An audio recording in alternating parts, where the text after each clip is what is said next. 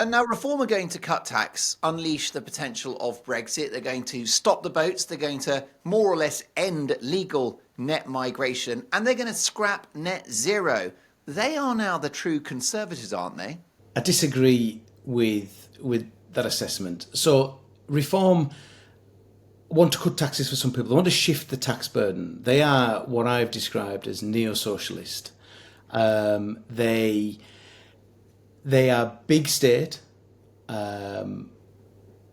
state working in conjunction with business, not necessarily a bad thing. Pro-nationalisation of utilities, for example.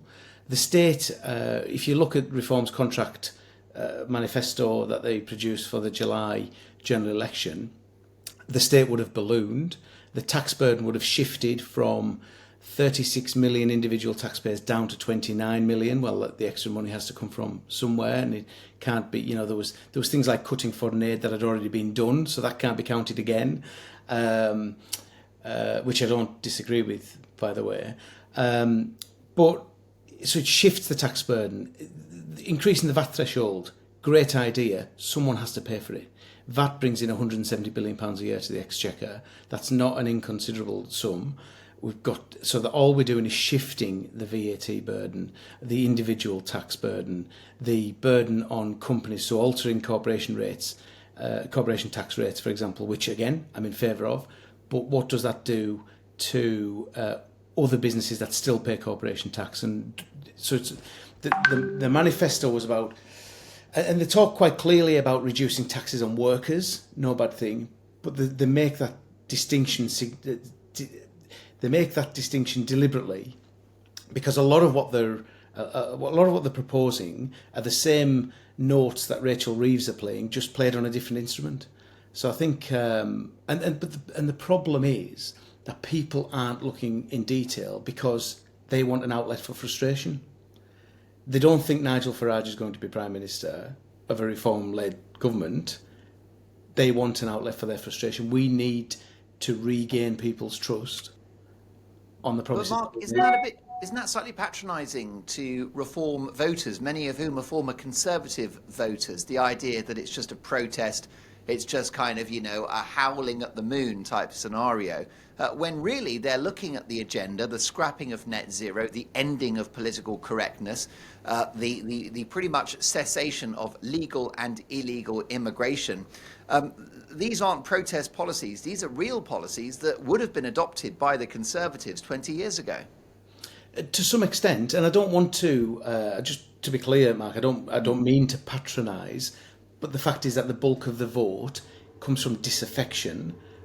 Some of it definitely does come from the policies, for example, but, having knocked tens of thousands of doors in July, most people couldn't tell me what Reform policies were, but they knew they were fed up with us, and formerly a lot of them with the Labour Party. I took one of those red wall seats that shifted significantly over the last 3 years. The new seat that I fought in, the new boundary I fought in July was considerably different, but the seat that I was fighting, that I'd held for 5 years, was one of those seats that's seen that shift from Labour through to Boris's Conservatives in 2019. And I've trodden a similar path. I was brought up a Labour voter, joined the Conservatives, obviously had the flirt with UKIP, back to the Conservatives. So I certainly don't want to patronise anybody, but the fact is the bulk of that vote is dissatisfaction. What I would also say about things like net zero is these are what Reform offer are very simple solutions to very complex problems. Most people, when you drill down into polling, are in favour of reducing the carbon intensity of the grid, for example, through wind, solar. We should be making use. Most people think we should be making use of house roofs and building roofs for solar. We should be building wind. What they don't want is their bills to go up on the back of that. So that's what we've got to be careful of. And of course, the policies that we've enacted over the last 3 or 4 years on contracts for difference, for example, mean that the state does not pay wind operators any subsidy for wind production. And in fact, the prices that we're paying are half of the current market average, not yesterday's market average, market peak, which is £5,500 a megawatt hour, but half of the market average. So we never end up paying them anything. What we do is pay them to turn off because of issues with the grid, when wind is overproducing for what we've forecast. And that's what we've got to find a way of doing. And there are ways, I could go into detail. Power production is partly my background. I could go into detail on the ways to do that. But so it is, they're offering very simple solutions to very complex problems, and suggesting sometimes that things are problems that aren't, if that makes sense. What's your view of Nigel Farage? What do you think of Nigel Farage, Mark? I think Nigel is a smooth operator. I think he's a good orator. I think he has an ability, in the same way that Boris did, to connect with people right across the human spectrum. There is a point at which he does turn some people off. I think his principles today are a bit different to the ones that he held in 2013 when I joined UKIP, a party that had libertarian in its constitution. And when I look at the manifesto reforms contract, it's quite far from libertarian. They've got a deputy leader who wanted people sacked for not being jabbed. We want renationalisation of industry, bigger state. So I just think, I think he's shifted with political winds over time, but his impact on UK politics can never be understated.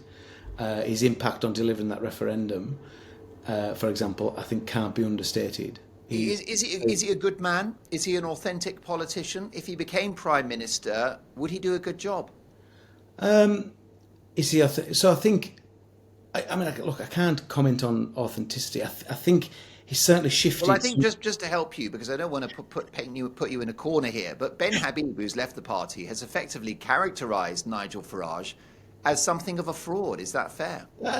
Probably not. I don't think so. I don't know him personally to comment, but from what I've seen, there has certainly been a shift in his politics over the last 10 or 12 years, 14 years maybe, that I've sort of watched him. And but that happens regularly to politicians anyway, and the closer you get to Westminster, the more your focus can shift.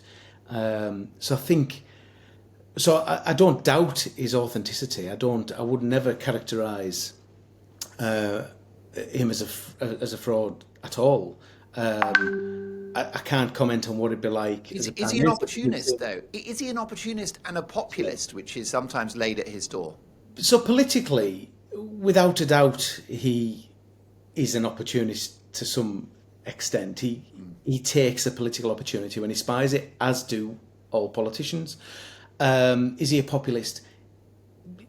Yes. Is there anything necessarily wrong with that? Well, no, by definition, his policies are popular. What I would like to see more of is a bit more honesty around some of the policies, because it is very easy to promote simple, single line, 3-word solutions to very complex problems.